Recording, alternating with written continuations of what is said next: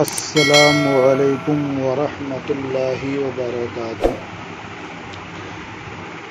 اللہ کا شکر ہے، آج ہمارے ادارہ جامعہ اشرفیہ مبارک پور میں تعطیل کلاں کے بعد تعلیمی سلسلہ دوبارہ شروع ہو رہا ہے۔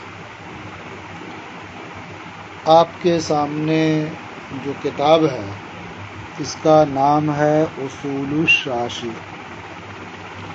ہم پہلے کتاب شروع کرتے ہیں، پھر اس کے بعد اس کتاب کے تعلق سے بعض ضروری باتیں عرض کرتے ہیں۔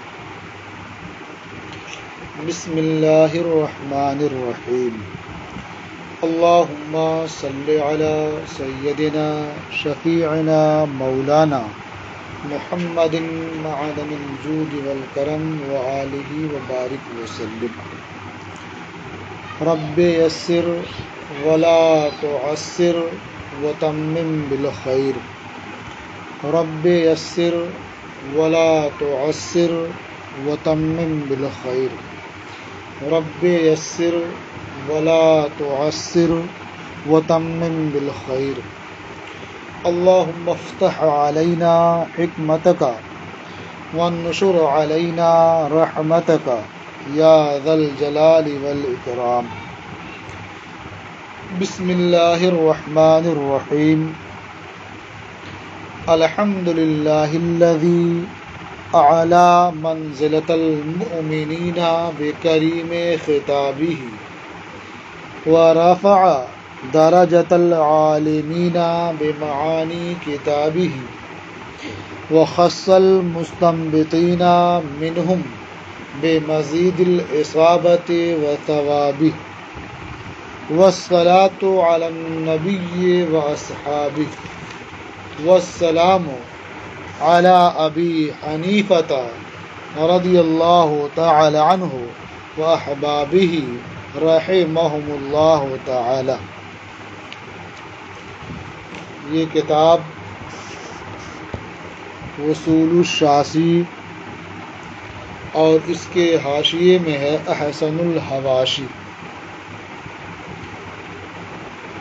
اس کتاب کے مصنف کون ہیں، اس تعلق سے دو قول ہمیں ملتے ہیں، کیونکہ یہ کتاب جس قدر اہم اور مشہور ہے اسی قدر اس کے مصنف لوگوں کی نظروں سے اوجھل ہیں۔ ہندوستان میں جو اس کے نسخے چھپے ان میں بعض نسخوں میں اس کتاب کے مصنف کا نام شیخ ابو ابراہیم اسحاق بن ابراہیم شاشی سمرقندی متوفی 325 ہجری درج ہے۔ یہ مستند عالم دین ہے اور شیخ عبدالحی فرنگی محلی نے اس کتاب کے مصنف کے طور پر اس امر کی صراحت کی ہے کہ وہ شیخ نظام الدین شاشی ہیں۔ تو اس طرح سے اصول الشاشی کے مصنف کون ہیں، دو نام ہمیں ملتے ہیں۔ ایک نام ہے شیخ ابو ابراہیم اسحاق بن ابراہیم شاشی سمرقندی اور دوسرا نام ہے شیخ نظام الدین شاشی کا۔ مجلس برکات سے جو کتاب شائع ہو رہی ہے اس میں مصنف کی جگہ ہے جو نام درج ہے وہ آپ خود دیکھ سکتے ہیں کہ وہ شیخ نظام الدین شاشی درج ہے۔ اس کتاب کے ساتھ جو حاشیہ ہے اس کا نام ہے احسن الحواشی۔ یہ حاشیہ علامہ برکت اللہ فرنگی محلی کا ہے، جو 1296 ہجری میں پیدا ہوئے اور 1343 ہجری میں اس دنیا سے رخصت ہوئے۔ یہ حاشیہ بہت مفید اور بہت بہتر ہے۔ حاشیہ آپ کتاب کے ساتھ پڑھیں گے تو آپ کو سمجھ میں آئے گا کہ یہ کس قدر اہم اور معلومات افزا ہے، اور محشی یعنی حضرت علامہ برکت اللہ فرنگی محلی کے حالات آپ تفصیل سے جاننا چاہتے ہیں تو مجلس برکات سے جو نسخہ شائع ہو رہا ہے اس کے صفحہ نمبر 11 پر آپ ان کے حالات تفصیل سے پڑھ سکتے ہیں۔ یہ کتاب یعنی اصول الشاشی فقہ حنفی کی بہت ہی اہم اور مستند کتاب ہے۔ چونکہ یہ اصول فقہ حنفی پر مشتمل ہے، اس کتاب میں فقہ حنفی کے اصول اور ضابطے بیان کیے گئے ہیں، اس لیے ہم مناسب یہ سمجھتے ہیں کہ اصول فقہ کی تعریف اور اس کا موضوع اور اس کی غرض بیان کر دی جائے۔ تو اصول فقہ چونکہ مضاف اور مضاف الیہ سے مرکب ہے، اس لیے اصول فقہ کی دو طرح سے تعریف کی جاتی ہے۔ ایک تعریف حد اضافی ہے اور ایک ہے حد لقبی۔ حد اضافی کا مطلب یہ ہوتا ہے کہ یہ مضاف الیہ کا مجموعہ ہے، تو پہلے مضاف کی تعریف کر دی جائے پھر مضاف الیہ کی تعریف کر دی جائے، تو اس طرح سے یہ حد اضافی ہو جاتی ہے۔ مثلا یہ کہا جائے کہ وصول یہ اصل کی جمع ہے، اور اصل کہتے ہیں ما یبتنی علیہ الشیء ابتناء حسیا او عقلیہ، یعنی اصل کہتے ہیں کہ جس پر شے کی بنیاد ہو۔ اب یہ بنیاد حسی طور پر ہو یا عقلی طور پر ہو۔ حسی طور پر بنیاد ہونے کا مطلب یہ ہے کہ یہ دونوں چیزیں محسوس کی جائیں، یعنی جس پر جو بنیاد ہے وہ بھی محسوس ہو، اور جس پر بنیاد ہے یعنی جس چیز پر بنیاد رکھی گئی ہے وہ بھی محسوس ہو۔ مثلا دیوار کی تعمیر ہو اس کی بنیاد پر، تو نیچے بنیاد ہوتی ہے، اس کے اوپر دیوار ہوتی ہے، تو جو نیچے ہے وہ اصل ہے اور جو اوپر ہے وہ جدار ہے، وہ دیوار ہے۔ تو ما یبتنی علیہ الشیء، جس پر شے کی بنیاد ہو، جس پر شے کی تعمیر ہو، وہ کیا اصل ہے۔ تو وہ بنیاد کو اصل کہتے ہیں، اور اس کے اوپر جس چیز کی تعمیر ہوتی ہے اس کے حساب سے نام دیا جاتا ہے۔ جیسے بنیاد پر دیوار کی تعمیر ہوئی تو دیوار کا نام دیا گیا، اور نیچے جو ہے جس پر تعمیر کی گئی اسے بنیاد کہا گیا۔ اور جیسے حکم کی تعمیر ہوتی ہے دلیل پر، حکم کی بنیاد دلیل پر رکھی جاتی ہے، تو دلیل یہ اصل ہے اور حکم کیا ہے، یہ کہہ سکتے ہیں کہ اس کی فرع ہے، اس پر کیا ہے، وہ قائم ہے۔ تو اصل ما یبتنی علیہ الشیء ابتناء حسیہ او ابتناء عقلیہ، یعنی دونوں چیزیں محسوس ہوں، نظر آئیں، یا دونوں چیزیں محسوس نہ ہوں، عقلی ہوں۔ اور مضاف الیہ فقہ ہے، اصول فقہ، تو فقہ کی تعریف اس طرح سے کر دی جائے کہ الفقہ هو العلم بالاحکام الشرعیہ العملیہ عن ادلتها التفصیلیہ۔ فقہ کہتے ہیں احکام شرعیہ عملیہ کا علم، ان کے ادلہ تفصیلیہ کے ذریعہ۔ تو الگ الگ اصل اور فقہ کی تعریف کر دی گئی، تو یہ اصول فقہ کی حد اضافی ہو گئی۔ اور اس کی دوسری تعریف جو ہے وہ حد لقبی۔ حد لقبی کا مطلب یہ ہوتا ہے کہ مضاف اور مضاف الیہ دونوں کی تعریف ایک ساتھ کی جائے، اس طور پر کہ یہ سمجھ میں آئے کہ یہ کسی خاص علم کا نام ہے۔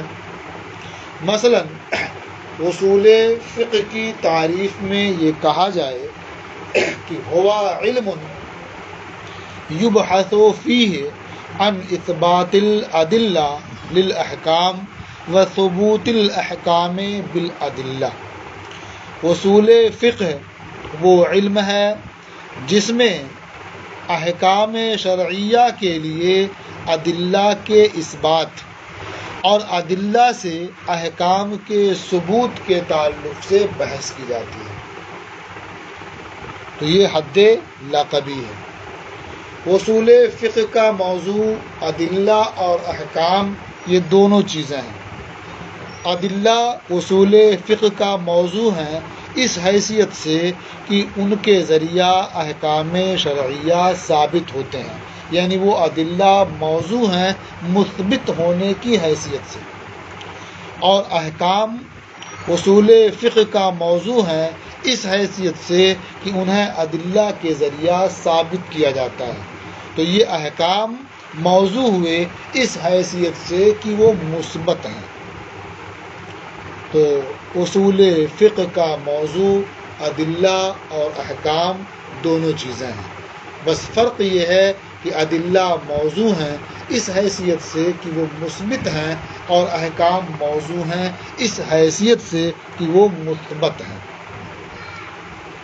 اصول فقہ کی غرض ادلہ اربع یعنی کتاب، سنت، اجماع اور قیاس سے احکام شرعیہ کے استنباط کا ملکہ حاصل کرنا، کہ آدمی کوشش کرے، محنت کرے کہ کتاب و سنت اور اجماع و قیاس سے احکام شرعیہ کے استنباط کا ملکہ حاصل کر لے۔ اور اصول فقہ کا فائدہ احکام شرعیہ کا صحیح طریقے پر ادلہ اربع سے استنباط کرنا ہے۔ آدمی اصول فقہ پڑھ کر کے اپنے اندر یہ کمال پیدا کر سکتا ہے کہ وہ کتاب و سنت اور اجماع اور قیاس کی روشنی میں احکام شرعیہ کا استنباط کرے۔ اب چونکہ یہ کتاب اصول فقہ سے متعلق ہے، تو آپ نے اصول فقہ کی تعریف اور موضوع، اس کی غرض اور فائدہ سب آپ نے سن لیا۔ ہر مصنف کے کچھ اپنے اصول اور ضابطے ہوتے ہیں، کچھ ان کی اصطلاحات ہوتی ہیں جو اپنی تصنیفات میں وہ ملحوظ رکھتے ہیں۔ تو اس طرح سے اصول الشاسی بھی ایک اہم کتاب ہے، ایک مستند کتاب ہے۔ تو اس کے جو مصنف ہیں یعنی علامہ نظام الدین شاشی ہوں یا ابو ابراہیم اسحاق ابن ابراہیم شاشی ہوں، اس کتاب میں جو چیزیں آپ کو نظر آئیں گی اس پر میں تھوڑی سی روشنی ڈال دیتا ہوں۔ آپ اس کتاب میں جگہ جگہ شیخین یا شیخان کا ذکر سنیں گے۔ تو یہ شیخان یا شیخین سے کیا مراد ہے؟ جہاں بھی اس کتاب میں آپ یہ کلمہ پڑھیں گے تو آپ یہ سمجھ جائیں کہ شیخین سے مراد حضرت امام اعظم ابو حنیفہ اور حضرت امام ابو یوسف رحمہم اللہ ہوتے ہیں۔ اسی طرح سے اس کتاب میں آپ طرفین یا طرفان کا لفظ پڑھیں گے، اس سے مراد حضرت امام اعظم ابو حنیفہ اور حضرت امام محمد رحمہم اللہ ہوتے ہیں۔ صاحبان یا صاحبین کا لفظ آپ پڑھیں گے تو اس سے مراد حضرت امام ابو یوسف اور حضرت امام محمد رحمہم اللہ ہوتے ہیں۔ اور جہاں کہیں مطلقاً الامام کا لفظ آپ دیکھیں تو سمجھ جائیں کہ اس سے مراد حضرت امام اعظم ابو حنیفہ رضی اللہ تعالی عنہ ہے۔ جہاں کہیں الثانی کا لفظ آئے تو الثانی تو آپ سمجھ جائیں کہ اس سے مراد حضرت امام ابو یوسف رحمۃ اللہ علیہ ہیں، اور اگر اس کے بعد یا کہیں الثالث کا ذکر آئے تو سمجھ جائیں کہ یہ اس سے مراد حضرت امام محمد رحمۃ اللہ تعالی علیہ ہے۔ یعنی قال الثانی یا عند الثانی ہے، یا قال الثالث یا عند الثالث ہے، تو آپ سمجھ جائیں کہ وہاں ثانی سے مراد حضرت امام ابو یوسف ہیں اور ثالث سے مراد حضرت امام محمد ہیں۔ اس کتاب میں آپ کہیں پڑھیں گے قالوا اصحابنا، یعنی ہمارے اصحاب نے فرمایا، تو اصحابنا سے مراد ہمارے ائمہ ثلاثہ یعنی حضرت امام اعظم ابو حنیفہ اور حضرت امام ابو یوسف اور حضرت امام محمد رحمہم اللہ ہوتے ہیں۔ آپ کہیں دیکھیں گے کہ ام المشائخ، یعنی مشائخ نے یہ کہا یا مشائخ کا یہ مذہب ہے، تو مشائخ سے مراد وہ علماء ہیں، وہ محققین ہیں جنہیں امام اعظم ابو حنیفہ رحمۃ اللہ تعالی علیہ کا زمانہ نہیں ملا، کہ جو علماء مذہب، جو علماء محققین ایسے ہیں جنہیں امام اعظم ابو حنیفہ رحمۃ اللہ تعالی علیہ کا زمانہ نہیں ملا، تو انہیں مشائخ سے تعبیر کیا ہے۔ اس طرح سے کچھ اور بھی مصطلحات ہیں جن کا جاننا آپ کے لیے بہرحال مفید ہے۔ مثلا اس کتاب میں آپ فین قیلا اور قلنا جگہ جگہ دیکھیں گے، پڑھیں گے، تو جہاں آپ دیکھیں کہ فین قیلا کہا جا رہا ہے، تو چونکہ قیلا یہ فعل مجہول ہے، اس کا فاعل معلوم نہیں ہوتا ہے، لیکن یہاں فین قیلا سے مراد یہ کہ شافعیہ میں سے کوئی قائل ہے، کوئی معترض ہے یا اپنے مذہب پر کوئی دلیل دے رہا ہے، تو فین قیلا کا مطلب ہوا کہ شافعیہ میں سے کوئی عالم دین اگر یہ بات کہتے ہیں تو اس کے بعد قلنا آئے گا۔ قلنا کا مطلب ہوگا کہ ہم اس کے جواب میں یہ بات کہتے ہیں، یعنی علماء احناف اس کا جواب یہ دیتے ہیں۔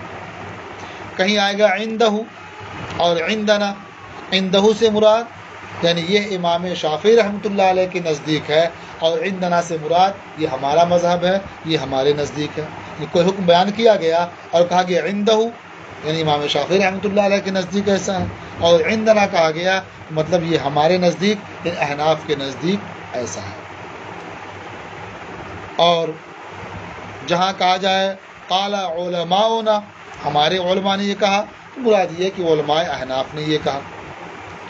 کہیں کہا جاتا ہے قال مشائخنا، ہمارے مشائخ نے یہ کہا، تو مشائخ سے مراد وہ مشائخ ماورائے نہر ہیں، یعنی ماورائے نہر کے جو حنفی مشائخ ہیں، مثلا مشائخ سمرقند ہے، مشائخ تاشقند ہیں، مشائخ بخارا ہیں، مثلا ابو منصور ماتوریدی، قاضی ابو زید دبوسی وغیرہ۔ کہیں آئے گا قال فی الجامع، اس سے مراد یہ ہے کہ امام محمد بن حسن شیبانی رحمۃ اللہ تعالی علیہ نے اپنی کتاب جامع کبیر میں فرمایا۔ کہیں آتا ہے قلنا جمیعا، ہم سب نے یہ کہا، ہم سب کا مذہب یہ ہے، یعنی احناف اور شوافع سب کا مذہب یہی ہے۔ تو اس طرح سے آپ کلمات کتاب میں پڑھیں گے، تو میں نے شروع میں ان کا ذکر مناسب سمجھا تاکہ جب آپ کے سامنے وہ کلمات آئیں تو آپ کو سمجھنے میں دشواری نہ ہو۔ ویسے اس بات کی کوشش کی جائے گی کہ جب یہ کلمات آئیں تو وہاں بھی ان کا مفہوم واضح کر دیا جائے، لیکن چونکہ بار بار جب یہ کلمات آتے ہیں تو ہر جگہ ان کا ذکر نہیں کیا جا سکتا اور نہ ہی ذکر کرنا مناسب ہوتا ہے، اس لیے آپ ان باتوں کو محفوظ رکھیں تاکہ جب بھی ہم یہ کہیں امام ثانی نے فرمایا، امام ثالث نے فرمایا، تو آپ سمجھ جائیں کس امام نے فرمایا۔ طرفین کے نزدیک یہ ہے، صاحبین کے نزدیک یہ ہے، شیخین کے نزدیک یہ ہے، تو آپ سمجھ جائیں کہ ان سے مراد کیا ہے، کون بزرگان دین ہیں۔ تو یہ کچھ ضروری باتیں تھیں جو آج ہم نے آپ کے سامنے رکھ دی ہیں۔ اب باضابطہ کتاب انشاءاللہ تعالی آپ کل سے پڑھیں گے۔ ہم کتاب کے کچھ صفحات بھی بھیج دیتے ہیں تاکہ آپ پہلے کتاب کا مطالعہ کر لیں، پھر اس کی روشنی میں درس سماعت کریں گے تو انشاءاللہ آپ کے لیے کارآمد ہوگا۔ اور یہ بات بھی عرض کر دیں کہ آپ کو درس سننے کے بعد اگر کہیں کوئی پیچیدگی معلوم ہوتی ہے، کوئی بات سمجھ میں نہیں آتی ہے، کوئی اشکال ہے، تو آپ اسے میرے پرسنل پر بھیج سکتے ہیں ریکارڈ کر کے یا لکھ کر کے، کیونکہ اس گروپ میں آپ تو خود بھیج نہیں سکتے، تو پرسنل پر آپ اسے پوچھ سکتے ہیں، بھیج سکتے ہیں۔ کوشش کی جائے گی کہ آپ کو اطمینان ہو جائے اور آپ کو اچھی طرح سے مسئلہ سمجھ میں آ جائے۔ تو آج کا سبق یعنی آج کا درس موقوف ہوتا ہے۔